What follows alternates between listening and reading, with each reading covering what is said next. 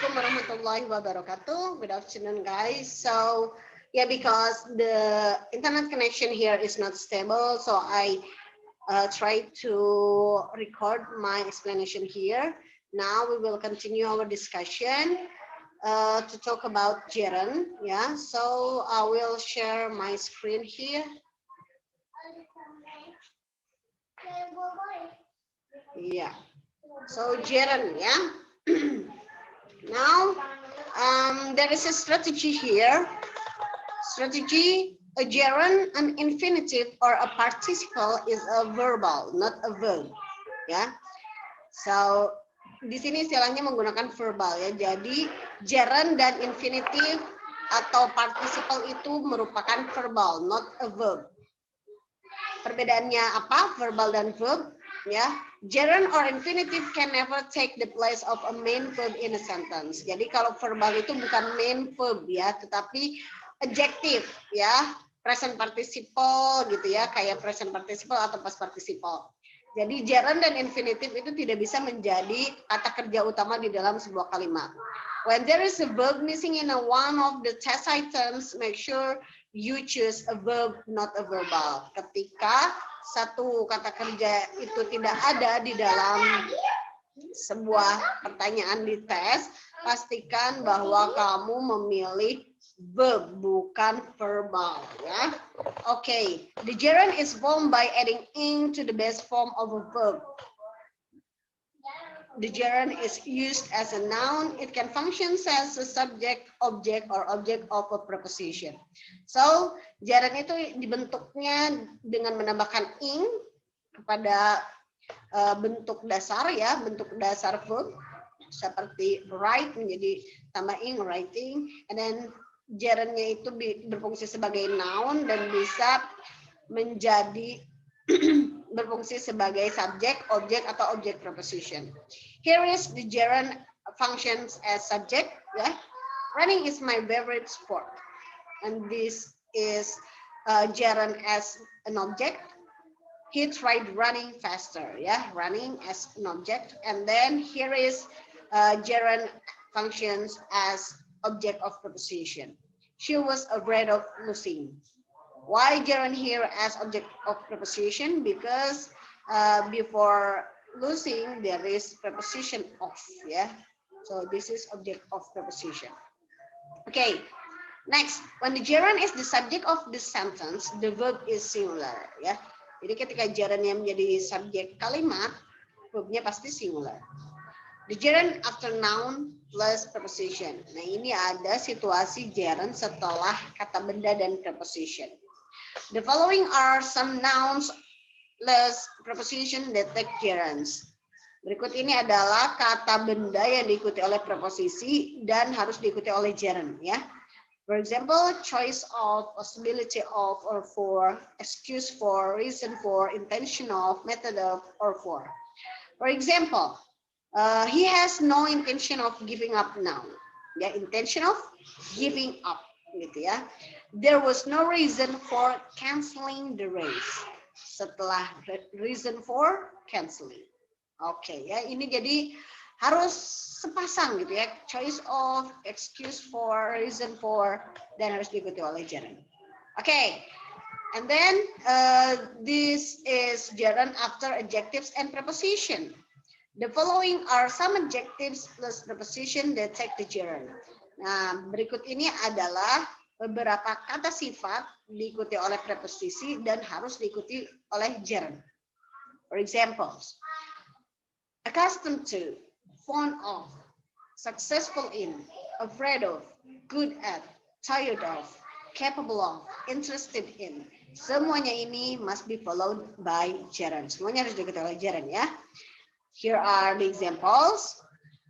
She is accustomed to training for many hours. Accustomed to, followed by training. He is good at running. The 200-meter race, yeah, good at running. Okay, let's go to the next page. Let's go to the next page. Here is the next page. Gerund after verbs, ya.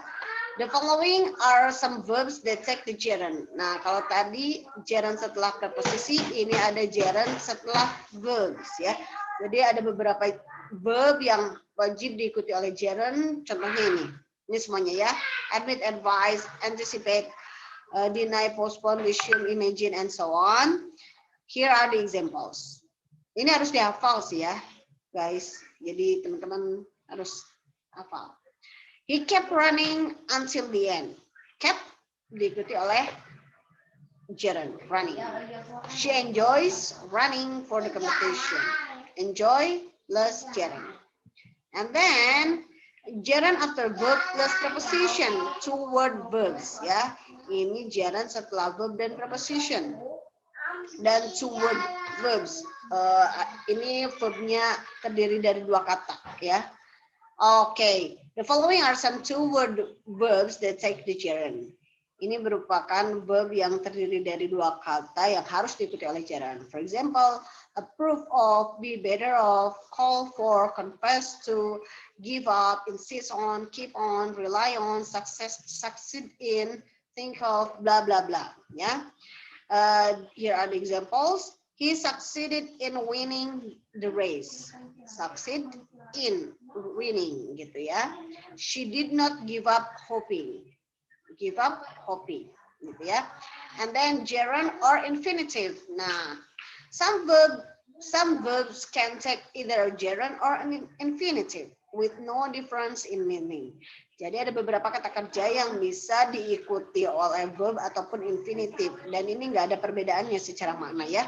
The following are verbs that can take either a gerund or infinitive. Ini merupakan kata kerja yang bisa diikuti oleh gerund ataupun infinitive ya. Ada advise, agree, allow, attempt, begin, continue, like, live, intend, plan, try, study, and so on ya.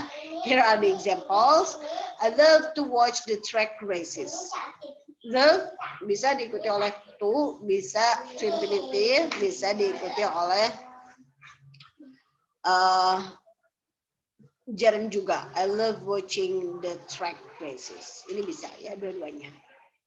Okay, and let's go to the next page. Yeah. Okay, now we will go to discuss infinitive. All right.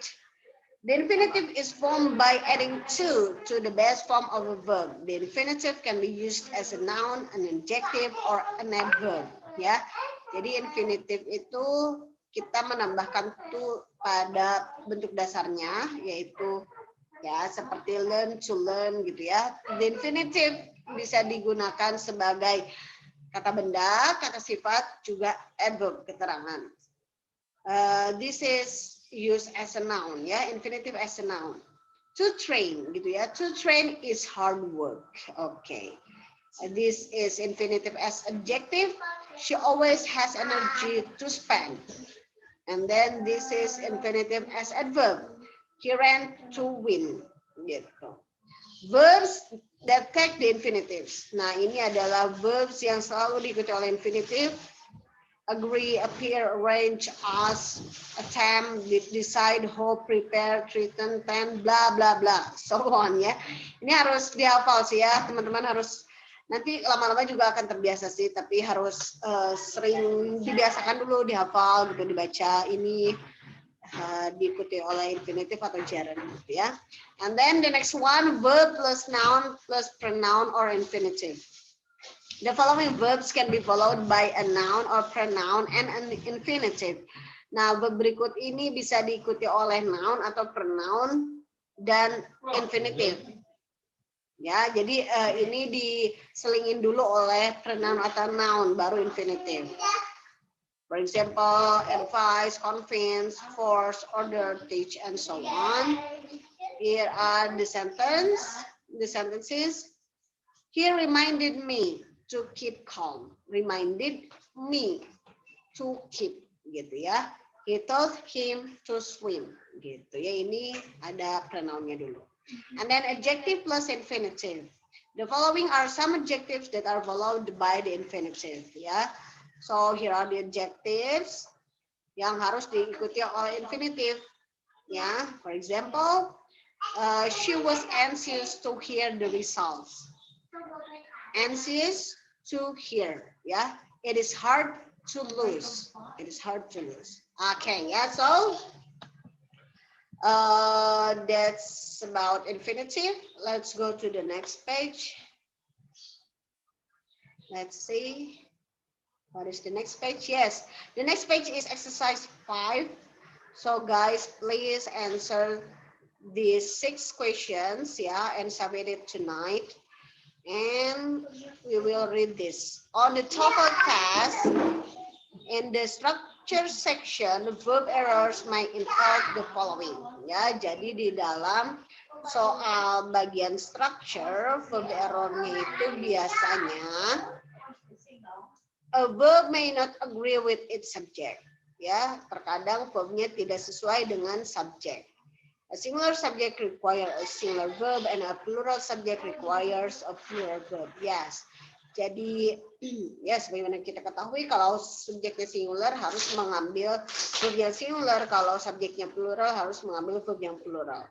A verb may be in the wrong tense ya. Jadi selain subjeknya tidak sesuai dengan verb, bisa jadi verbnya ada di dalam tenses yang salah. The time words and the context will indicate the correct tense. Ya, jadi kita bisa melihat time word atau keterangan waktu dan konteksnya untuk menunjukkan tenses yang tepat. And error yang ketiga adalah a verb may be in the active form instead of the passive or vice versa. Jadi terkadang verbnya itu bisa dalam bentuk aktif, bukannya pasif gitu, atau sebaliknya. Pokoknya kebaliklah. Harusnya aktif jadi pasif atau harusnya pasif menjadi aktif. Seperti itu ya. Jadi ini adalah kesalahan-kesalahan di dalam subject structure section berkaitan dengan verb. Okay, let's go to the next page. All right. Oh yeah, this is the example. Oh, this is the next error ya. Error yang selanjutnya adalah a verbal is not a verb. Yes. Jadi tadi verbal seperti infinitive dan gerund itu bukan verb ya. A gerund or participle cannot be a main verb. Jadi gerund dan participle, gerund atau participle itu tidak bisa menjadi main verb ya. This is the example. Electronic timing was used for the first time in 1912 Olympic in Sweden. Ini was used, ya. Okay. And then kita baca lagi yang bawah.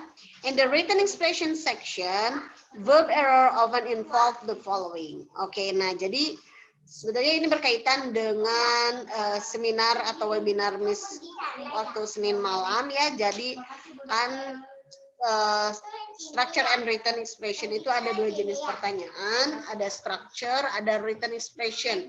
Written expression itu yang digaris bawahi seperti ini.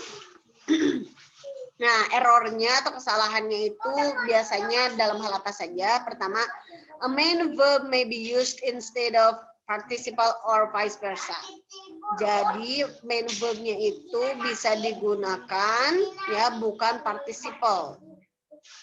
Ya, may be used bukannya participle atau sebaliknya. The main verb, for example, eat or ate, may be used instead of eaten. Ya, jadi kita harus menggunakan eat atau ate bukannya eaten. Or the main verb is eating instead of eating.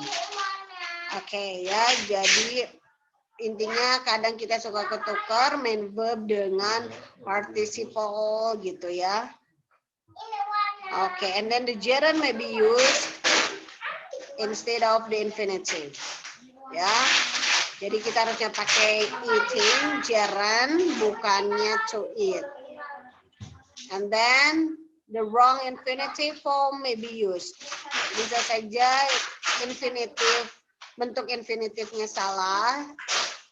For example, make may be used instead of to make. Okay, yeah, I'm sorry for the Technical problem. I will continue to share my screen. Ya, ini ya, the wrong infinitive form may be used. Ya, bisa saja bentuk infinitifnya itu salah. Ya, make may be used instead of to make. Harusnya make saja tanpa to, gitu ya. And then yang terakhir adalah the wrong form of the participle may be used. Bisa saja bentuk participalnya itu salah. The present participle may be used instead of the past participle. Harusnya kita menggunakan present participle, malah menggunakan past participle. Seperti itu ya. So here are the example of written expression section. In the 1931 Winter Olympics, many competitors were prevented from to participate because of the economic depression. Which one is the answer here? The answer is C, yeah, because an infinitive cannot be used after a preposition. This is preposition from. After preposition, we should use gerund, kan? Yeah, so it must be prevented from participating. So, yeah, so this is the correct answer. Okay, now let's go to the next page. Okay, so now the next page are exercises on verbs. Yeah, so you should answer this page. There are how many questions? Yeah, I will look at the next page. Yeah, okay, so the next page are exercises on verbs. There are 6 structure section in structure section, and then the next one is 6 written expression section. Yeah, so please and remember that in the structure section we should choose the best answer. But in written expression session, we should identify the wrong word or phrase. Yeah, we should find the wrong word or phrase. Okay, please submit your assignment next tonight at 10 p.m. I will make a new Google Classroom column. So thank you for your attention. See you on the next video, and Assalamualaikum warahmatullahi wabarakatuh.